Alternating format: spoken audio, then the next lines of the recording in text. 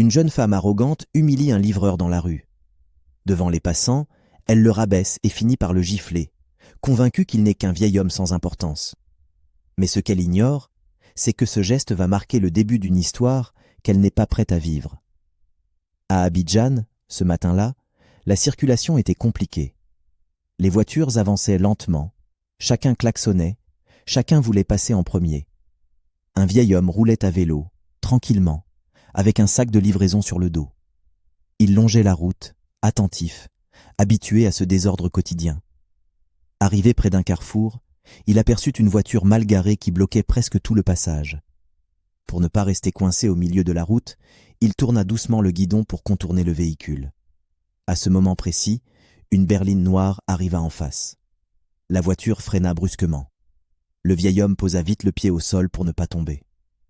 La portière de la voiture s'ouvrit aussitôt. Une jeune femme descendit, visiblement déjà agacée. Elle regarda le vélo, puis le vieil homme, avec irritation. « Mais vous regardez où vous allez ? Vous voulez provoquer un accident ou quoi ?»« Pardon, madame, » répondit-il calmement. « Il y avait une voiture mal garée. J'ai juste essayé de passer. » Elle souffla, leva les yeux au ciel. « Toujours des excuses. Vous les livreurs, vous pensez que la route vous appartient ?» Il ne répondit pas. Il tenait simplement son guidon, attendant qu'elle se calme. Elle s'approcha encore un peu, la voix plus dure. « Vous savez que vous auriez pu abîmer ma voiture ? Vous savez combien ça coûte, ce genre de voiture ? » « Je suis vraiment désolé, madame, » répéta-t-il, sans élever la voix. Cette tranquillité sembla l'énerver encore plus. « Vous vous croyez où ici ? » lança-t-elle soudain. « Vous n'avez aucun respect. » Et dans un mouvement brusque, elle leva la main et le gifla. Le bruit claqua net. La rue se figea. Quelques passants s'arrêtèrent. Personne ne parla. Le vieil homme resta immobile. Il ne cria pas. Il ne protesta pas. Il se contenta de baisser légèrement la tête, comme pour encaisser. La jeune femme le fixa encore quelques secondes, le souffle court, puis tourna les talons et remonta dans sa voiture. Elle démarra, agacée, et s'éloigna dans la circulation. Un court silence suivit. C'est alors qu'une jeune fille s'approcha. Elle venait visiblement de sortir d'un bureau voisin, son sac encore à l'épaule. Elle avait tout vu. Elle s'accroupit près du vieil homme. « Papa, ça va ?» Il leva les yeux vers elle, surpris par ce mot. Il ne la connaissait pas. « Oui, ça va, » répondit-il doucement. Elle l'aida à s'asseoir sur le bord du trottoir, ramassa son sac tombé au sol, puis sortit une petite bouteille d'eau de son sac. « Tenez, buvez un peu. » Il but lentement, reprit son souffle. « Merci, » dit-il. Après un court moment, c'est lui qui parla. « Comment tu t'appelles, ma fille ?»« Naya, » répondit-elle simplement. « Je travaille juste là-bas, » ajouta-t-elle en montrant le bâtiment derrière elle. « Je sortais quand j'ai vu la scène. » Il hocha la tête, comme pour bien retenir. « Merci, Naya. C'est gentil de ta part. » Elle sourit, un peu gênée. Quelques minutes plus tard, le vieil homme se leva. Il remit son sac sur l'épaule, posa les mains sur le guidon. « Que Dieu te bénisse, » dit-il avant de partir. Il remonta sur son vélo et reprit doucement la route. Derrière lui, la ville continuait de vivre. Mais lui savait déjà une chose. Il n'oublierait ni cette gifle, ni le nom de la jeune fille qui avait choisi la bonté. En fin d'après-midi, le vieil homme rentra chez lui à vélo. Il entra dans la cour de sa villa tranquillement, toujours vêtu de ses habits simples, le sac de livraison encore sur l'épaule. Le soleil commençait à descendre, et la maison retrouvait peu à peu son calme. Sur la terrasse, Yao, son fils, était assis, téléphone en main. En voyant son père dans cette tenue, il leva la tête et sourit, à moitié surpris, à moitié habitué. « Papa, tu sors encore comme ça ? Avec ton vélo, tes habits simples, tu ne te fatigues jamais ?» Le vieil homme posa le vélo contre le mur, s'assit lentement. « Ça te dérange ?» demanda-t-il calmement. « Non, » répondit Yao. « Mais je me demande toujours pourquoi tu continues. » Le vieil homme esquissa un léger sourire. « Parce que c'est comme ça que j'ai commencé, » dit-il simplement. « Quand j'étais jeune, j'étais livreur, à vélo, tous les jours. » Yao l'écoutait, attentif. Ce travail m'a appris beaucoup de choses, continua-t-il. Je rencontrais des gens, j'entrais dans des quartiers différents. J'apprenais à observer, à écouter, à comprendre la vie. Il marqua une pause. Aujourd'hui encore, quand je fais ça de temps en temps, ça me fait du bien, ça me détend, ça me rappelle d'où je viens, et surtout, ça me permet de rester simple. Yao hocha la tête. Je comprends.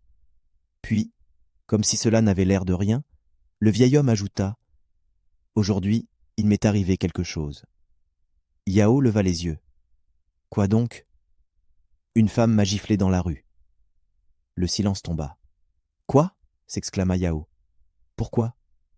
Un malentendu, répondit le père sans colère. Une voiture mal garée. J'ai essayé de passer. Elle s'est mise en colère. Elle m'a insulté, puis elle m'a giflé. Yao serra légèrement les mâchoires. Et tu n'as rien fait ? Non. Je suis resté calme. Yao soupira. Les gens peuvent être vraiment violents. Oui, répondit le vieil homme. Mais ce jour-là, j'ai aussi vu autre chose. Il raconta alors la jeune fille qui s'était approchée, qui l'avait aidé, qui lui avait donné de l'eau. Elle s'appelait Naya, conclut-il. Yao sourit. Heureusement qu'il y a encore des gens comme ça. Oui, répondit le père doucement. Puis la conversation s'arrêta là. Yao ne connaissait ni la femme de la gifle, ni la jeune fille. Pour lui, c'était un simple incident de rue. Il n'y pensa plus. Le vieil homme, lui, garda ces deux visages bien en mémoire. Quelques jours plus tard, la vie reprit son cours normal. Au plateau, dans un immeuble moderne aux vitres fumées, les employés du groupe arrivaient tôt, dossiers sous le bras, concentrés sur leurs objectifs. Parmi eux, Nadia avançait avec assurance. Elle connaissait son travail, maîtrisait ses dossiers et savait donner l'image d'une femme sérieuse, ambitieuse, respectée, bien que un peu arrogante aussi par moments. Au bureau, on parlait beaucoup d'une chose, la présence plus régulière du fondateur. Un homme discret, rarement visible, mais dont chaque décision comptait. Nadia n'y prêtait pas vraiment attention. Elle avait l'habitude des hiérarchies, des regards, des évaluations. Ce qu'elle ne savait pas, c'est qu'elle était déjà observée. De son côté, Yao travaillait dans un autre service du groupe. Il croisait Nadia souvent, dans les couloirs, à la cafétéria, lors de réunions. Peu à peu, leurs échanges étaient devenus naturels, simples. Ils parlaient du travail, puis d'eux, sans se forcer. « Tu es toujours aussi concentré », lui dit-il un jour en sortant d'une réunion. « Il faut bien », répondit-elle en souriant. « Ici, personne ne te fait de cadeaux. » Yao appréciait cette détermination. Il voyait en elle une femme forte, indépendante, différente de celle qu'il avait connue auparavant. Les jours passèrent. Les discussions se firent plus longues. Un café après le travail, puis un dîner. Rien de précipité, juste une évidence qui s'installait. Pendant ce temps, le père de Yao revenait de plus en plus souvent au siège du groupe. Lors d'une réunion, il entra dans la salle, salua brièvement, puis s'assit au fond. Nadia leva les yeux, croisa son regard et détourna aussitôt les siens, par simple respect. Elle ne reconnut rien. Lui, en revanche, la reconnut immédiatement. Il ne montra aucune réaction. Il écouta, observa, nota mentalement, sa manière de parler, son assurance, son calme apparent. Tout semblait maîtrisé, trop maîtrisé. À la fin de la réunion, Nadia se leva pour saluer le fondateur, professionnel, poli, sûr d'elle. « Enchanté, monsieur. » Le vieil homme répondit calmement, comme s'il la rencontrait pour la première fois. À cet instant précis, les rôles venaient de s'inverser. Et sans le savoir, Nadia venait d'entrer dans une histoire où chaque geste passé allait bientôt demander des comptes. Dans les jours qui suivirent la réunion, Nadia sentit que quelque chose avait changé. Rien de visible, rien de clairement dit, mais une impression persistante. Le fondateur du groupe, le père de Yao, la regardait autrement, pas avec dureté, pas avec mépris, juste avec une attention silencieuse qui la mettait mal à l'aise sans qu'elle sache pourquoi. Au bureau, elle restait irréprochable. Dossier bien préparé, réponses précises, attitude professionnelle. Devant les collègues, elle continuait d'être cette femme sûre d'elle, ambitieuse, admirée même par certains. Et parmi ceux qui l'admirèrent le plus, il y avait Yao. Ce soir-là, en quittant le travail, Il la rattrapa dans le hall. « Tu rentres ?»« Oui, » répondit-elle en souriant. « On peut marcher un peu ?» Ils sortirent ensemble. La nuit était tombée sur Abidjan et la circulation ralentissait enfin. Ils parlèrent du travail, puis d'eux. Avec Yao, Nadia se sentait valorisée, écoutée. Il la regardait comme personne ne l'avait jamais fait. « Tu sais, » dit-il après un moment, « je pense de plus en plus à nous. » Elle tourna légèrement la tête vers lui, surprise, mais flattée. « Je suis sérieux, » ajouta-t-il. « Je n'aime pas perdre mon temps. » Elle répondit par un sourire calme. « Moi non plus. » Ce qu'elle ignorait, c'est que cette relation, encore naissante, était déjà observée. Quelques jours plus tard, Yao invita Nadia à dîner. Un endroit simple, discret. La conversation fut légère, naturelle. À la fin du repas, il se pencha vers elle. « J'aimerais que tu rencontres mon père. » Le sourire de Nadia se figea une fraction de seconde. « Ton père ? Oui, il compte beaucoup pour moi, et je veux son avis. » Elle accepta, sans hésiter. Dans son esprit, tout semblait logique. Elle n'avait rien à se reprocher. Elle était respectée au travail, appréciée par Yao. Pourquoi son père penserait-il autrement? Le jour venu, Yao arriva chez son père avec un enthousiasme sincère. Le vieil homme les accueillit simplement, comme à son habitude. Nadia, élégante et polie, salua avec respect. Elle ne reconnut toujours rien. Lui, si. Il observa chacun de ses gestes, sa manière de parler, de sourire, de se tenir. Tout était correct, parfait même. Mais derrière cette façade, il voyait encore la rue, la colère, la gifle. À table, la discussion resta cordiale. Nadia parla de son travail, de ses ambitions. Le dîner s'était déroulé calmement. Rien d'anormal en apparence. Nadia avait été polie, respectueuse, sûre d'elle. Elle avait parlé de son travail, de ses projets, de sa vision de l'avenir. Yao l'écoutait avec fierté. Son père, lui, observait en silence, attentif à chaque mot, à chaque geste. Quand Nadia quitta la maison, confiante, la nuit était déjà bien installée. Yao la raccompagna à sa voiture jusqu'au portail, puis revint s'asseoir sur la terrasse, près de son père. Le silence s'installa quelques secondes. Yao finit par parler, la voix un peu hésitante. « Papa, qu'est-ce que tu penses d'elle ?» Le vieil homme resta immobile, le regard posé devant lui. Il ne semblait ni surpris, ni pressé de répondre. « C'est une femme capable, » dit-il calmement. « Elle sait se tenir. Elle est à l'aise dans son environnement. Elle maîtrise son image. » Yao hocha la tête, presque rassuré. « Oui, c'est exactement ce que j'aime chez elle. » Le père marqua une courte pause, puis ajouta, sans changer de ton. « Mais tu sais comme moi que ce qu'on montre quand tout est cadré n'est pas toujours ce qu'on est vraiment. » Yao tourna légèrement la tête vers lui. « Qu'est-ce que tu veux dire ?» Le vieil homme resta silencieux une seconde, puis reprit doucement. « Tu te rappelles de l'histoire que je t'ai racontée, il y a quelques semaines, le jour où je suis rentré avec mon vélo ?» Le visage de Yao se crispa légèrement. « Oui, la femme qui s'était énervée dans la rue. Celle qui m'a giflé, » précisa le père calmement. Yao inspira lentement. « Oui, je m'en souviens très bien. Mais pourquoi tu en parles maintenant ?» Le vieil homme tourna enfin la tête vers son fils. « Parce que cette femme-là, c'était Nadia. » Les mots tombèrent lentement, sans colère, sans accusation. Yao resta figé. « Quoi ?» murmura-t-il. « Tu es sûr de ça, papa ?»« Oui. Je l'ai reconnue dès la première réunion. Elle, non. Elle ne m'a pas reconnu. » Yao passa une main sur son visage. Il se leva, fit quelques pas, puis revint s'asseoir lourdement. « Mais elle n'en a jamais parlé ? Elle est toujours correcte, respectueuse. »« C'est exactement ce qui m'inquiète, » répondit le père. « Ce jour-là, elle ne savait pas qui j'étais. Elle n'avait rien à gagner. Et pourtant... » Il laissa la phrase en suspens. Yao baissa les yeux. « Pourquoi tu ne m'as rien dit plus tôt ?»« Parce que je voulais voir, » répondit calmement le vieil homme. « Voir si elle allait changer, si elle allait reconnaître d'elle-même ce qu'elle avait fait. » Un long silence suivit. « Et maintenant ?» demanda Yao, la voix basse. Le père inspira profondément. « Maintenant, c'est à toi de décider. » Mais je ne peux pas bénir un mariage basé sur un visage qui change selon la situation. Ces mots frappèrent Yao plus fort que la gifle elle-même. Il se leva, troublé, incapable de répondre. Ce soir-là, pour la première fois, l'image qu'il avait de Nadia se fissura. Et pendant qu'elle dormait paisiblement, convaincue que tout avançait comme prévu, la vérité venait de s'installer entre un père et son fils, prête à bouleverser toutes les certitudes. Cette nuit-là, Yao dormit mal. Les paroles de son père tournaient en boucle dans sa tête. La rue, le vélo, la gifle, et le visage de Nadia, tel qu'il le connaissait, puis tel qu'il essayait maintenant de l'imaginer dans cette autre scène. Les deux images ne voulaient pas se superposer.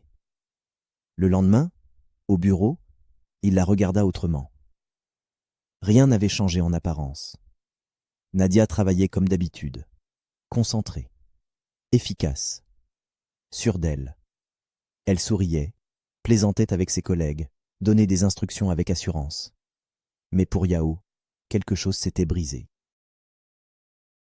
À la pause de midi, il lui proposa de sortir prendre un café. « Ça va » demanda-t-elle en s'asseyant. « Tu es silencieux aujourd'hui » Il hésita un instant. « Nadia, il faut que je te pose une question. Une question importante. » Elle fronça légèrement les sourcils, surprise. « D'accord, je t'écoute. » Il prit une inspiration. « Est-ce qu'il t'est déjà arrivé de perdre ton calme dans la rue, avec quelqu'un que tu ne connaissais pas ?» Elle le regarda, interloquée. « Pourquoi cette question ? Réponds-moi simplement, » insista-t-il. Elle haussa les épaules. « Franchement, Yao, qui ne s'est jamais énervé ? Les gens font n'importe quoi sur la route. Il faut parfois les remettre à leur place. » Il la fixa. Même en levant la main sur quelqu'un, le silence tomba. Nadia se redressa. « Qu'est-ce que tu essaies de dire ? » « Je te demande juste la vérité, » répondit-il calmement. « Est-ce que tu as déjà giflé quelqu'un dans la rue ?» Son regard changea. Une seconde à peine. Mais Yao la vit. « Tu dramatises, » répondit-elle finalement. « On parle de quoi, là ? » « De respect, » dit-il. « De la manière dont on traite quelqu'un quand on pense qu'il n'a aucune importance ?» Nadia se crispa. « Écoute, si tu veux me faire la morale, ce n'est pas le bon moment. » Il se leva. « Justement, » dit-il, « c'est le bon moment. » Ils se quittèrent là, sans éclat, sans cri. Mais quelque chose venait de se fissurer. Le soir, Nadia l'appela, plusieurs fois. Il ne répondit pas. Chez lui, Yao repensait aux mots de son père. Il comprenait enfin ce qu'il voulait dire. Ce n'était pas une histoire de perfection. C'était une histoire de nature profonde. Le lendemain, Nadia arriva chez lui en fin d'après-midi. Son visage trahissait une nervosité qu'elle n'essayait même plus de cacher. Quand Yao ouvrit la porte, il ne sourit pas. Il se contenta de s'écarter légèrement pour la laisser entrer. « Tu m'évites maintenant ?» lança-t-elle en posant son sac. « Je t'appelle. Tu ne réponds plus. C'est quoi ton problème, Yao ?» Il referma la porte derrière elle sans répondre tout de suite. Ils restèrent quelques secondes debout dans le salon, dans un silence lourd. « Assieds-toi, » dit-il enfin. Elle le regarda, surprise par ce ton froid, puis s'installa sur le canapé. Yao resta debout un moment, les bras croisés, comme s'il cherchait encore ses mots. Puis il finit par s'asseoir en face d'elle. « Tu as changé, » dit-elle. « Depuis quelques semaines, tu es ailleurs. » Il hocha lentement la tête. « Oui, » répondit-il simplement. « J'ai beaucoup réfléchi. » Elle soupira. « À quoi ?» Il la regarda longuement, sans colère, sans agressivité. « À nous. Et à certaines choses que je croyais connaître, mais que je n'ai jamais vraiment cherché à comprendre. » Nadia fronça légèrement les sourcils. « Tu parles de quoi, là ?» Yao prit une inspiration. « Dis-moi la vérité, Nadia, » dit-il simplement. « Est-ce que tu as giflé un vieil homme dans la rue, il y a quelques semaines ?» Son visage se figea. « Qui t'a raconté ça ? Réponds-moi, Nadia. » Elle détourna les yeux, agacée. « Oui. Et alors ? Il m'avait énervé. Il m'a coupé la route. Ce n'était qu'un livreur. Ces derniers mots tombèrent comme un coup. Yao recula d'un pas. « Ce livreur, dit-il lentement, c'était mon père. » Le silence devint lourd, très lourd. Nadia ouvrit la bouche, puis la referma. Pour la première fois, l'assurance qu'elle portait comme une armure se fissura. « Yao, je ne savais pas. »« Justement, répondit-il, tu n'as pas cherché à savoir. » Elle tenta de s'approcher. « On peut en parler ?» Il secoua la tête. « Je ne peux pas construire ma vie avec quelqu'un qui respecte les gens seulement quand ça l'arrange. » Nadia sentit le sol se dérober sous ses pieds. Ce jour-là, elle ne cria pas. Elle ne se justifia pas longtemps. Elle comprit. Et pendant qu'elle quittait la maison, brisée, Yao, lui, resta seul, immobile, le regard perdu.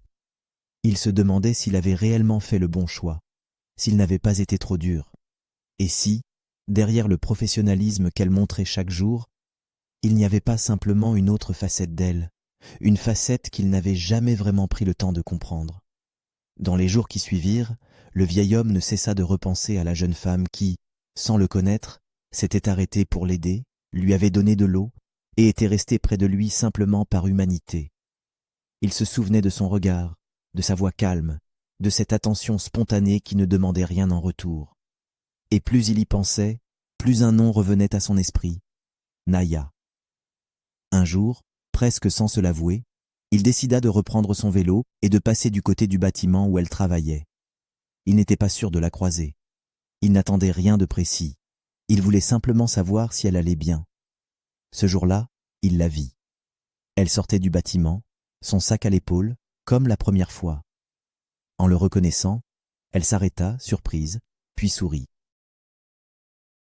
Ils échangèrent quelques mots. Rien de long, rien de forcé. Juste assez pour reprendre le fil. À partir de là, il lui arrivait de repasser, de temps en temps. Parfois, ils marchaient quelques minutes ensemble avant de se séparer. D'autres fois, ils se contentaient d'un salut et de quelques phrases échangées debout. Rien de calculé, rien de lourd, juste des échanges simples, naturels. Il parlait peu de lui. Il l'écoutait surtout. Naya parlait de son travail, des petites difficultés du quotidien, de ses projets modestes. Elle ne se plaignait pas. Elle racontait avec sincérité, parfois avec humour. Le vieil homme observait sa manière d'être, sa façon de parler aux autres, de saluer le gardien, de remercier la vendeuse au coin de la rue. Toujours la même simplicité. Peu à peu, Naya était devenue pour lui une présence apaisante, presque une complice silencieuse lorsqu'il voulait se changer les idées. Il commença à poser de petites questions, rien de direct, rien de curieux en apparence. « Et si tu avais plus d'argent, demanda-t-il un soir, est-ce que tu changerais beaucoup de choses ?» Elle réfléchit un instant. « Pas vraiment, répondit-elle. Je vivrais un peu mieux, bien sûr, mais je resterai la même. L'argent aide, mais il ne change pas le cœur. » Il sourit, sans commenter. Elle, de son côté, s'interrogeait. Cet homme était différent, calme, attentif. Il ne cherchait jamais à impressionner. Il parlait comme quelqu'un qui avait déjà tout vu. Elle se demandait parfois comment un simple livreur pouvait avoir une telle sérénité.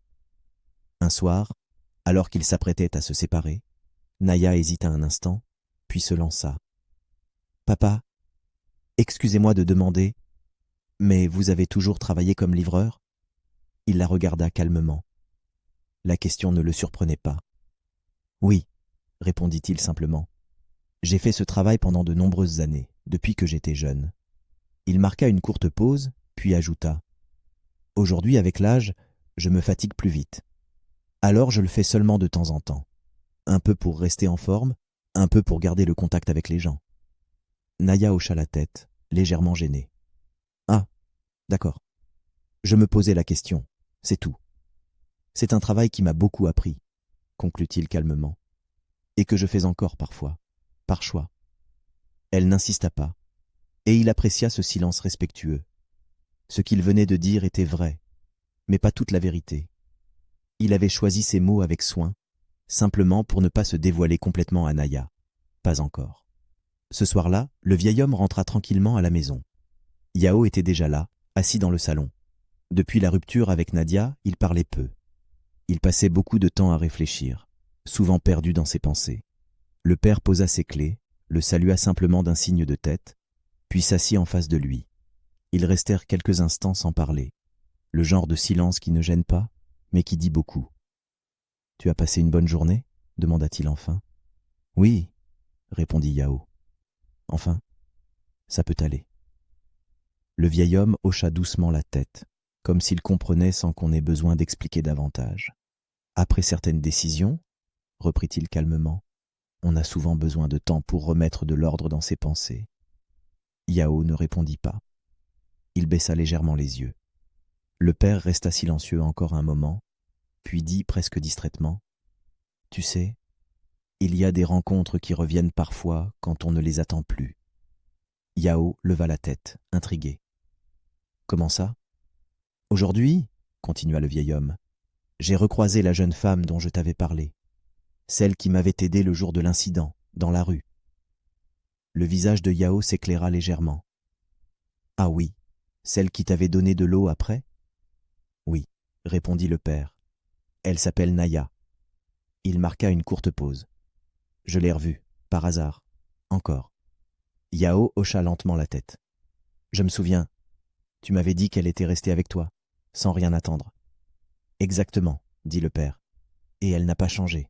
Même simplicité, même respect. Elle ne savait toujours pas qui j'étais.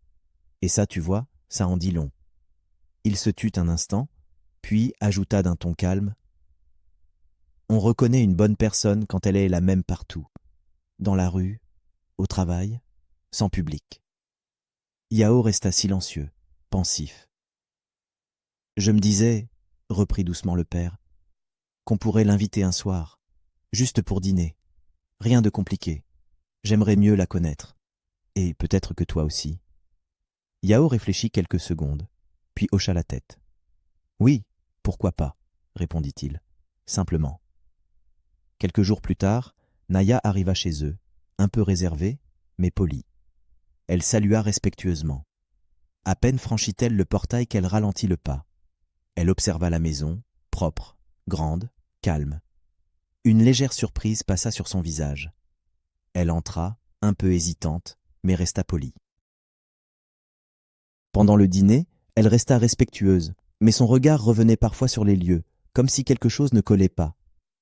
À un moment, elle finit par poser la question, avec beaucoup de tact. « Excusez-moi, » dit-elle doucement. « Je me permets de demander… » Le père leva les yeux vers elle. « Oui ? Vous m'aviez dit que vous faisiez des livraisons, mais… » Elle jeta un regard discret autour d'elle. « Je me demandais comment… » Le père sourit, pas surpris. « Je comprends, » dit-il calmement. « Je ne suis pas livreur. Pas vraiment. » Naya se redressa légèrement, attentive. « Quand j'étais jeune, c'était mon travail, » expliqua-t-il. « Aujourd'hui, je dirige une entreprise. Mais de temps en temps, je redeviens livreur, par choix. » Le silence s'installa quelques secondes. « Pourquoi ?» demanda Naya, sincèrement intriguée. « Parce que ça me rappelle d'où je viens, » répondit-il simplement. « Et parce que ça me permet de voir les gens tels qu'ils sont vraiment. » Naya resta silencieuse un instant, visiblement touchée. « Je n'aurais jamais imaginé, » murmura-t-elle. « Vous êtes resté tellement simple. »« La simplicité ne doit pas disparaître avec la réussite, » répondit-il. Yao, jusque-là silencieux, observait la scène. Il voyait l'étonnement de Naya. Mais surtout, il voyait que son regard n'avait pas changé. Il n'y avait ni intérêt, ni calcul. Juste de l'admiration sincère. Le reste du dîner se passa dans une atmosphère paisible. Naya parla peu, mais avec justesse. Elle remercia souvent, sourit simplement. À la fin du repas, le père se leva. « Merci d'être venu, » dit-il. « Tu es ici chez toi. »« Merci pour l'accueil, » répondit-elle doucement. Quand elle partit, Yao resta assis un moment, pensif. « Papa, » dit-il enfin, « c'est vraiment une femme bien. » Le père hocha la tête. « Oui, et c'est exactement pour ça que je voulais que tu la rencontres. » Ce soir-là, sans bruit, sans promesse, quelque chose venait de s'installer. Pas un coup de foudre, pas un plan, juste une évidence calme, celle qui précède les bonnes décisions. Les semaines suivantes, les choses se firent naturellement. Naya passait parfois à la maison, souvent à l'invitation du père. Elle ne restait jamais longtemps, saluait toujours avec respect, échangeait quelques mots, puis repartait. Yao la croisait, au début brièvement, puis un peu plus souvent. Peu à peu, ils se retrouvèrent à discuter ensemble. Parfois quelques minutes, parfois en silence, assis dans le salon. Rien n'était forcé, rien n'était précipité. Une complicité simple s'installa, sans qu'ils aient besoin de la nommer. Un soir, Yao prit son courage et parla à son père. « Papa, je crois que j'aimerais aller plus loin avec Naya. » Le vieil homme le regarda longuement, puis sourit. « Prends ton temps, dit-il. Mais si tu avances avec elle, avance droit. » Naya, de son côté, n'avait rien changé. Elle restait la même au travail, dans la rue, à la maison. La vérité sur le père de Yao ne l'avait pas transformée. Elle l'avait simplement rassurée. Elle avait respecté un homme sans savoir qui il était, et cela lui suffisait. Un jour, le père invita Naya à marcher avec eux dans le quartier. Il observa encore une fois ses gestes, sa manière de saluer, d'écouter, de remercier. Puis il s'arrêta et dit calmement « Yao, c'est une femme digne. » Naya baissa les yeux, touchée. Yao comprit que la décision était prise. Un jour, en sortant du travail, Nadia aperçut Yao un peu plus loin, accompagné d'une jeune femme. Ils marchaient côte à côte, calmement, parlant à voix basse. Ce n'était pas un geste précis, mais leur manière d'être ensemble qui parlait pour eux. Nadia s'arrêta un instant, les regarda s'éloigner, puis reprit sa route, le cœur lourd. Sans un mot, elle comprit ce qu'elle avait perdu et repensa à ce geste qu'elle aurait voulu pouvoir effacer. La gifle qu'elle avait donnée un jour continuait de parler pour elle. Quant au vieil homme, il continua parfois à prendre son vélo. Non pas pour se cacher, ni pour mettre qui que ce soit à l'épreuve, mais simplement pour rester fidèle à ce qu'il avait toujours été. Pour se rappeler que la vraie nature des gens ne se révèle pas toujours là où tout était soigné et maîtrisé, mais dans les moments simples, là où personne ne regarde. Et cette histoire laissa une vérité douce, mais profonde. On ne choisit pas une épouse pour son fils à partir de ce qu'elle montre quand tout va bien, mais à travers la manière dont elle traite ceux dont elle n'a rien à attendre. Et vous, à la place du père de Yao, qu'auriez-vous fait? Auriez-vous donné une seconde chance à Nadia?